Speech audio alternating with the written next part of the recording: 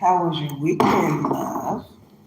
I hope you had a phenomenal weekend, that you got to enjoy the sunshine, that you wasn't too hot, wasn't too cold, that you were healthy and felt well.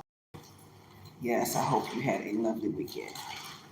I'm going to move pretty quickly because, well, simply because. And I'm going to start back on the 4-hour work week now that uh, I'm not worried about some things. We'll start back on that. So we ended in chapter 10. We ended in chapter 10. And because it's been so long, I'm just going to give us a little refresher. And then we'll wrap up chapter 10 is my goal.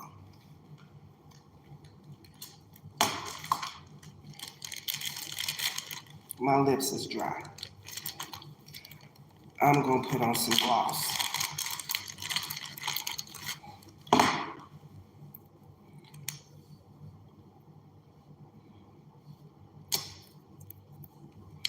So I woke up this morning, real quick. I had a job interview at 11. Before my job interview, I was filling out proposals. It was my first time filling out proposals, and it's for people who do writing and for jobs that assist people with things like writing. And these weren't just simple proposals. These was like proposals going from like 1,000 to like almost 3,000. And the site, in case you are an author, the site that I used,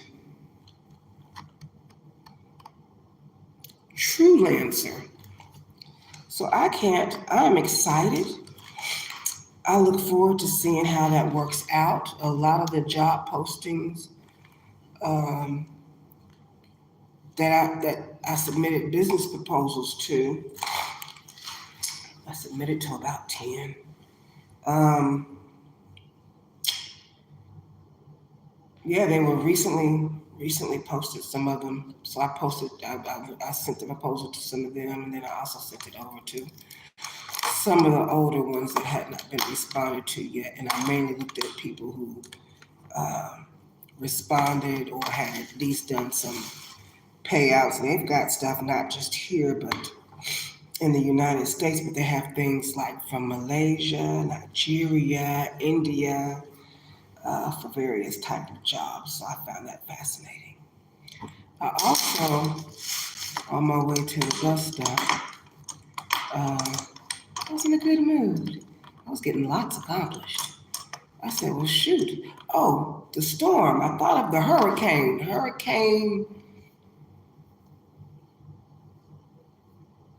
It's Hurricane Berkeley. The hurricane in Texas is what started it. I looked, I said, oh, there's a hurricane. And I said, in Texas. I said, sometimes life and love can be like a hurricane. That was it right there. Before you knew it, I had a whole song. And then I was writing the song on the way to the bus. I got to the bus stop to wait on the bus. I said, well, this must be time for 3 more songs. So I went ahead and I concocted 3 more songs.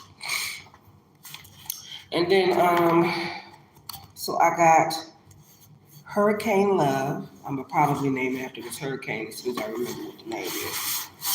I went ahead and I concocted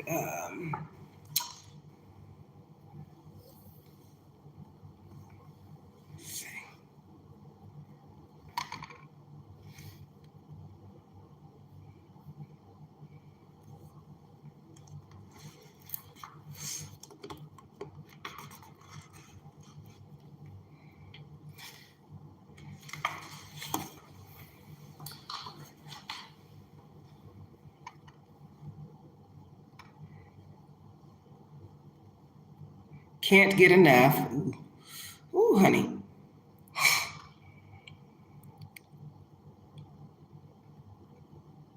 Rock you out of this world.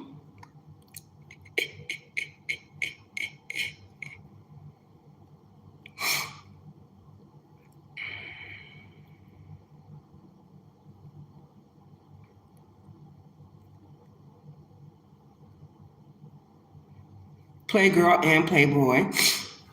Homage to me being a Playboy and part of Playboy. And thank God I found you. All of them are for sale except for Playgirl and Playboy.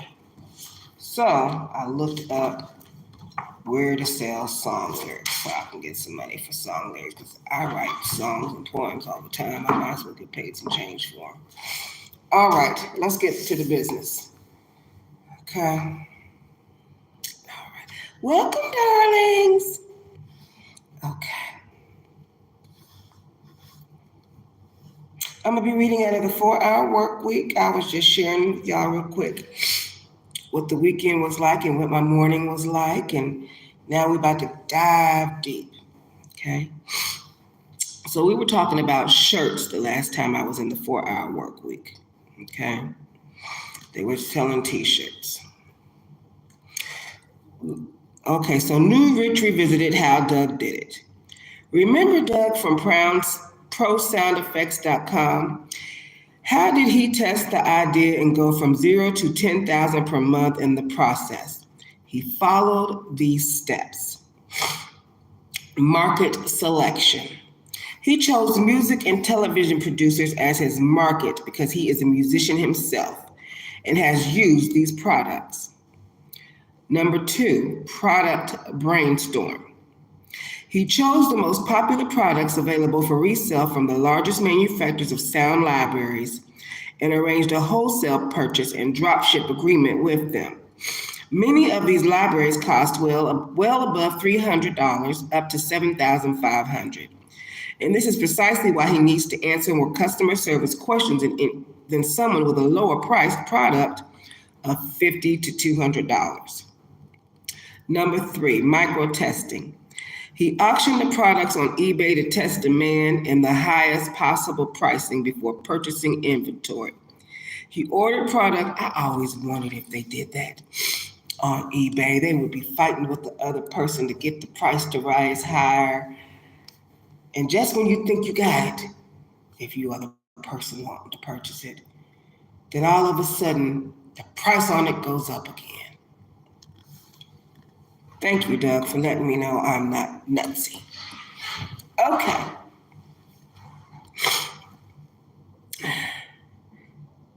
And when people placed orders from him and products shipped immediately from the manufacturer's warehouses based on this demand confirmed on eBay, Doug created a Yahoo store with these products and began testing Google AdWords and other PPC search engines. Rollout and automation. Following this testing and upon generating sufficient cash flow, Doug began experimenting with print advertising and trade magazines. Simultaneously, he streamlined and outsourced operations to reduce his time requirements from 2 hours per day to 2 hours per week.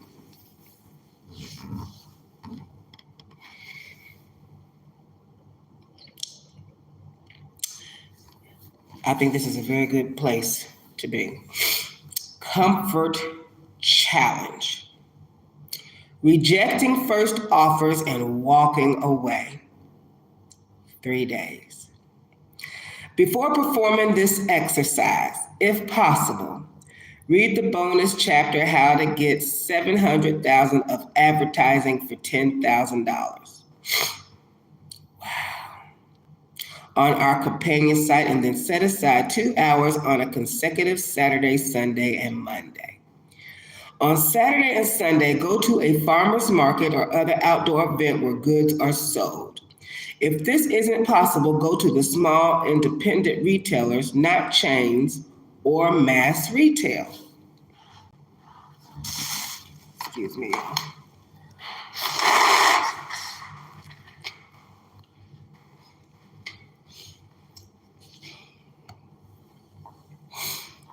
Excuse me, thank you.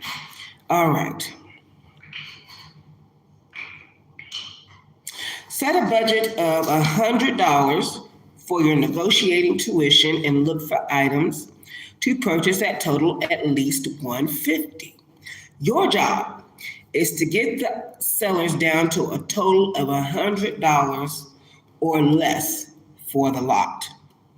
It is better to practice on many cheap items rather than a few big items. Be sure to reply to their first offer with what type of discount can you offer, to let them negotiate against themselves. Negotiate near closing time. Choose your objective price bracket and make a firm offer with cash in hand for that amount. Practice walking away if your objective price isn't met. On Monday, call 2 magazines. Expect the first to be awkward. And use the script on the companion site to negotiate, minus the last firm offer. Get them as low as possible and then call them back later to indicate that your proposal was refused by upper management or otherwise vetoed. This is the negotiating equivalent of paper trading. Get used to refusing offers, encountering in person, and most importantly, on the phone.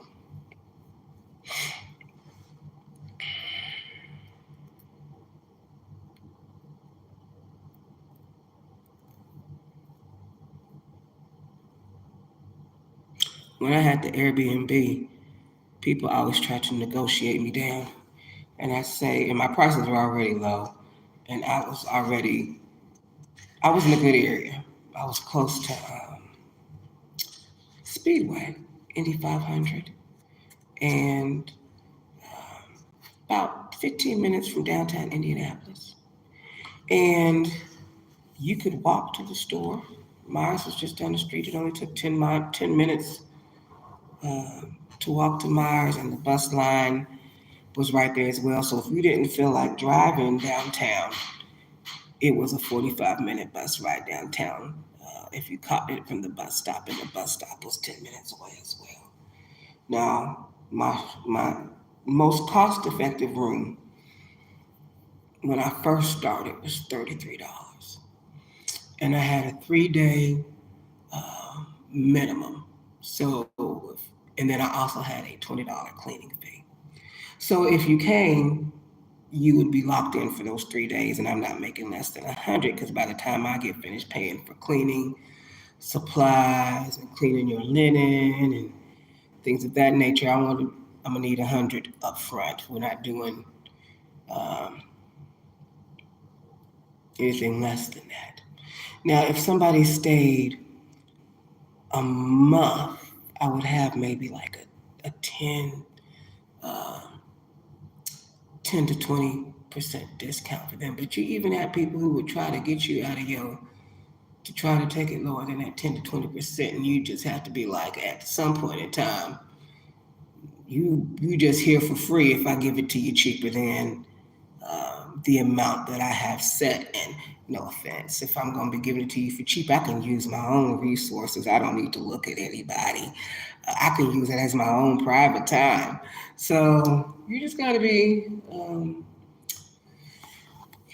careful, and depending upon the item. And then he's buying fruit rots. You got to sell it, otherwise you got to throw it away, or you got to feed it to animals if you have it at the house, if you've got a farm or something. But just depends. Kind of works the same way in that industry. It's busier in the spring and the summer than it is the winter, so it just you just gotta kind of see. All right, so it gives me a bunch of websites. We're not going through all them websites, because I've already determined once I'm finished with this book, I'm gonna have to get a list of all the websites together. And then if there's any in here that are repetitive, I don't feel like repeating them. But I do think the websites are important. Let's go to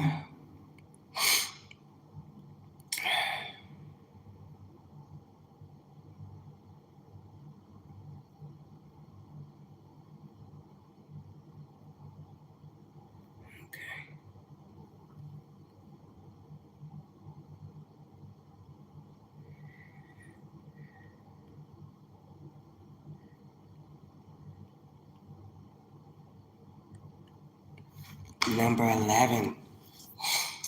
Congratulations, we have reached chapter 11 and we are out of chapter 10. Ooh, and we got about 20 minutes. Let's go. Income Pilot 3, MBA Management by Absence. The factory of the future will have only 2 employees, a man and a dog. Hold on. Am I in the right one? Because there's one that's 200 pages and one that's 438 pages.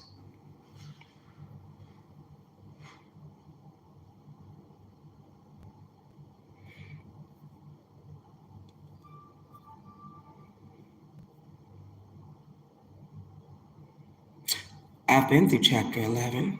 One moment. All right, so we refreshed on 10. We didn't finish chapter 11.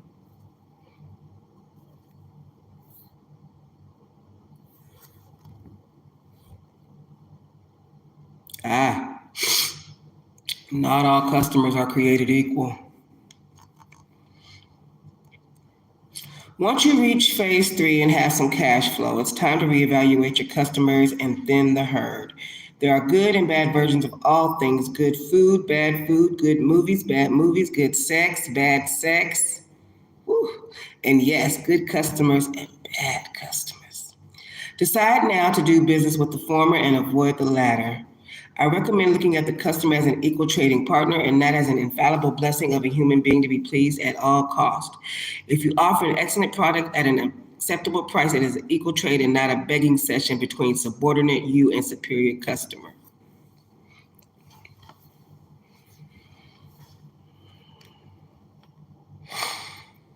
Be professional, but never kowtow to unreasonable people.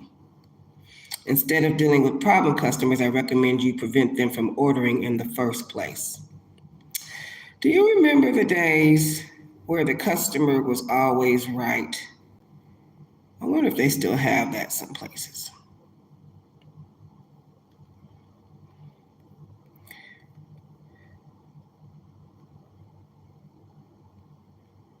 Okay, so we've done a chapter 10 refresher and a chapter 11 refresher. It has been a minute.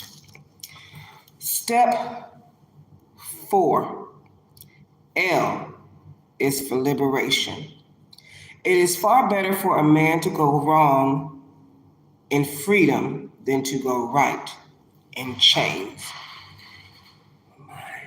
Thomas H. Huxley, English biologist known as Darwin's bulldog. Chapter 12.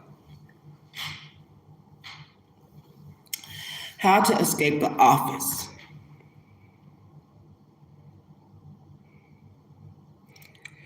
By working faithfully 8 hours a day, you may eventually get to be a boss and work 12 hours a day. You got me effed up.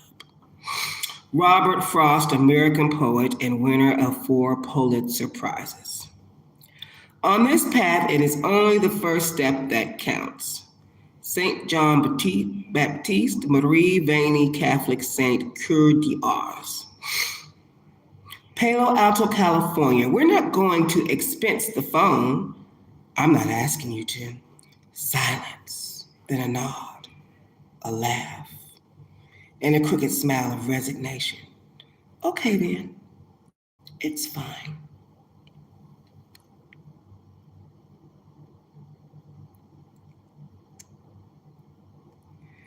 I don't know what that is, darling, but welcome, okay? Help me finish reading. Doesn't say your name. We Bear Bears, do you support Theorians? I don't know what that is, love. I'm not gonna act like I know what it is, nor go look it up right now either. But maybe later I will try to look into that to see what that is. And that was that, lickety split.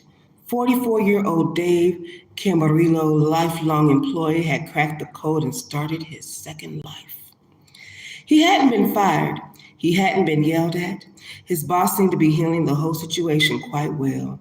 Granted, Dave delivered the goods on the job, and it wasn't like he was doing naked snow angels in clients' meetings, but still he had just spent 30 days in China without telling anyone.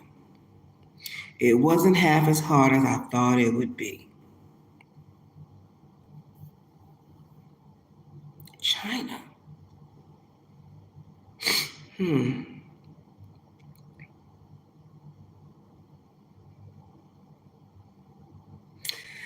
Dave works amongst more than 10,000 employees at Hewlett-Packard, and against all odds, he actually likes it. He has no desire to start his own company and has spent the last 7 years doing tech support for customers in 45 states and 22 countries. 6 months ago, he had a small problem. Oh, she measured 5'2" and weighed 110 pounds. Was he, like most men, afraid of commitment, unwilling to stop running around the house in Spider-Man underoos, or inseparable from the last refuge of any self-respecting man? Not the Spider-Man underoos. Okay, the PlayStation. No, he was past all that. In fact, Dave was locked and loaded, ready to pop the big question, and he was short on vacation days, and his girlfriend lived out of town, way out of town. 5,913 miles out of town. He had met her on a client visit in Shenzhen, China. Sound like a passport bro to me. And it was now time to meet the parents. Logistics be damned.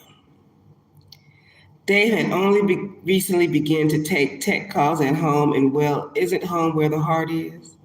One plane ticket and one T-Mobile GSM tri-band phone later, he was somewhere over the Pacific en route to his first 7-day experiment.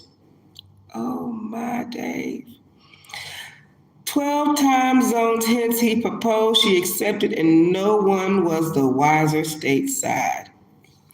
The second field trip was a 30-day tour of Chinese family and food. Pig-face anyone, ending with Shamu Wu welcoming Shamu Camarillo back in Palo Alto. HP continued its quest for world domination, neither knowing nor caring where Dave was. He had his calls forwarded to his newly begotten wife's cell phone, and all was right in the world.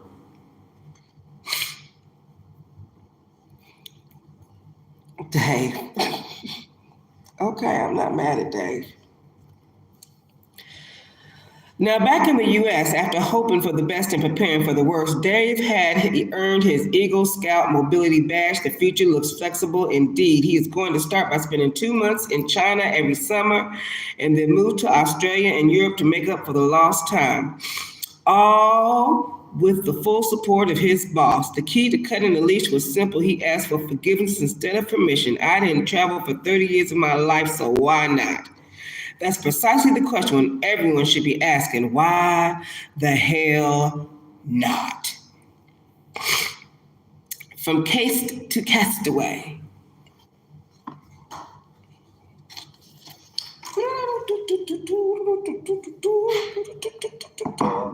I'm going to pack and talk at the same time. Ain't it great? Let me see. At least I think I am. Oh. In case you were wondering what the new covers for the book looks like for 7 African Powers, that's what the cover looks like. I've got to order me some, but I had to do what I needed to for this weekend to make it cost effective for the crowd that I was with. It's also the new cover for Codependent, Silence No More. It's tight. I did an awesome job. And those are the only 2 covers that I've changed. And y'all already knew about this one. Okay, that's enough of that. Let's see.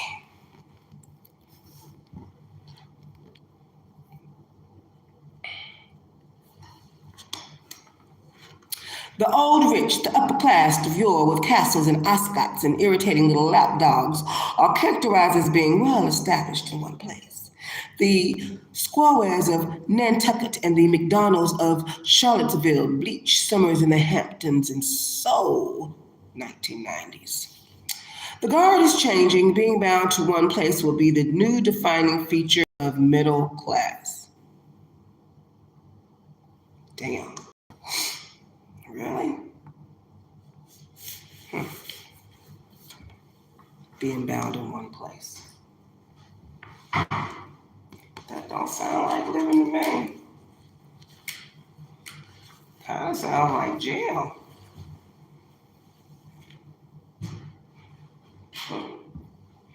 Okay.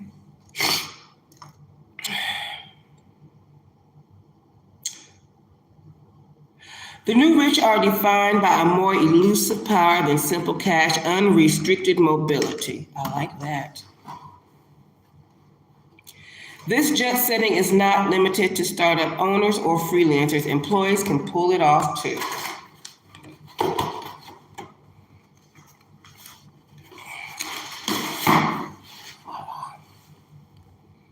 Not only can they pull it off, but more and more companies want them to pull it off. Best Buy, the consumer electronics giant, is now sending thousands of employees home from their HQ in Minnesota and claims not only lowered costs, but also a 10 to 20% increase in results. The new mantra is this: work whenever, whatever, and whenever you want, but get your work done. In Japan, a three-piece zombie who joins the 9-to-5 grind each morning is called a salaryman. And in the last few years, a new verb has emerged, datsu sara suru, to escape datsu, the salaryman, sara, lifestyle. I did not know that I was going to be speaking, what is this? Japanese today, but that's okay. That's quite all right. I was speaking, when I was writing up proposals this morning, I got to learn what a rupee is. It's a piece of, it's an Indian money, because I had to write my contracts out in rupees. That was interesting. Okay, trading bosses for beer.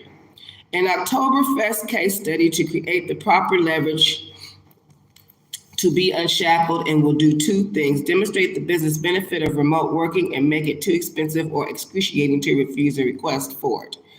Remember Sherwood?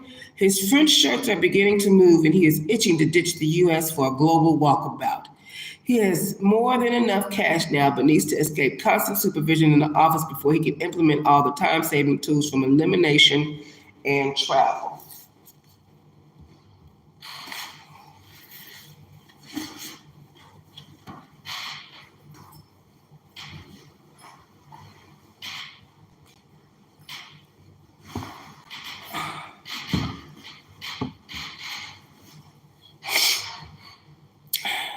He is a mechanical engineer and is producing twice as many designs in half the time, since erasing 90% of his time wasters and interruptions. This quantum leap in performance has been noticed by his supervisors, and his value to the company has increased, making it more expensive to lose him. More value means more leverage for negotiations. Sherwood has been sure to hold back some of his productivity and efficiency so he can highlight a sudden jump in both during a remote work trial period. Since eliminating most of his meetings and in-person discussions, he has naturally moved about 80% of all communication with his boss and colleagues to email, and the remaining 20% to phone.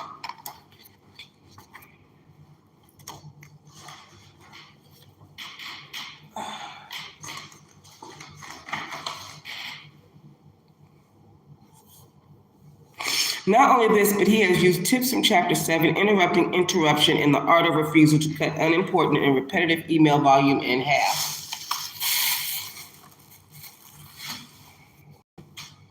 I need to drink my water. Here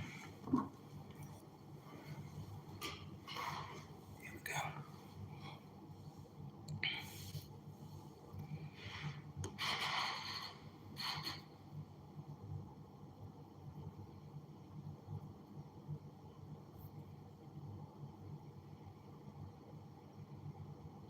This will make the move to remote less noticeable, and if at all noticeable from a managerial standpoint. Sherwood is running at full speed with less and less supervision.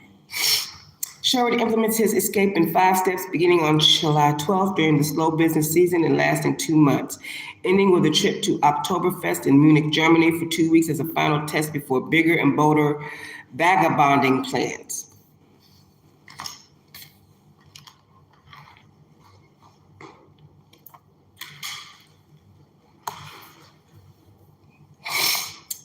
Step 1, increase investment. Step 2, prove increased output offsite. Step 3, prepare the quantifiable business benefit.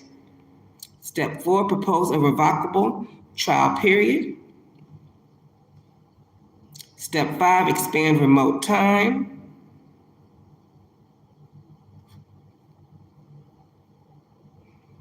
And those will be things that we cover in detail tomorrow from Cast to Castaway. This is page, and we won't be doing any refreshers prior since we are just now getting caught back up. So we will be starting on page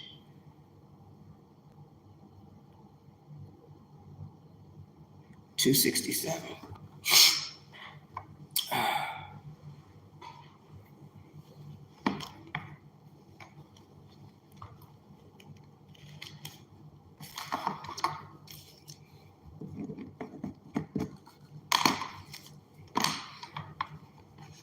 Normally it saves my place for the books, but it had been so long since I've been in there, it was starting me from page 1.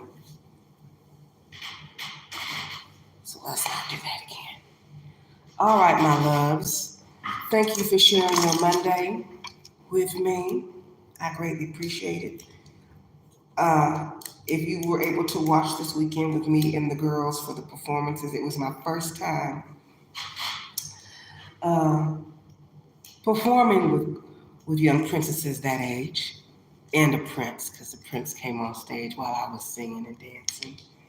Actually, I didn't use the stage. I used by the DJ booth. And I was happy to have that as my first time experience. The event was wonderful. Everybody who worked there was nice. I loved the figures they were handing out, and mainly it was a good vibe. Now, we got one of the family members, not really our family member, but you might as well call them. We're all part of one big family. They got that one everywhere that likes to get that 5-10 finger discount. Well, they did get it. But the experience was so wonderful that I had. I believe I'm going to be paid back for that by the universe. Yes, indeed. Yes. We had talked about vending events before in one of my videos when I came down for June 16th to the library for my first June 16th at the library experience and how I felt about that. My feelings have not changed. This just happened to put the solidarity in it. Ooh. I'll catch up with y'all later. Have a lovely evening. All right. Thank you for tuning in. Ashford Robot. Have a good evening, darling.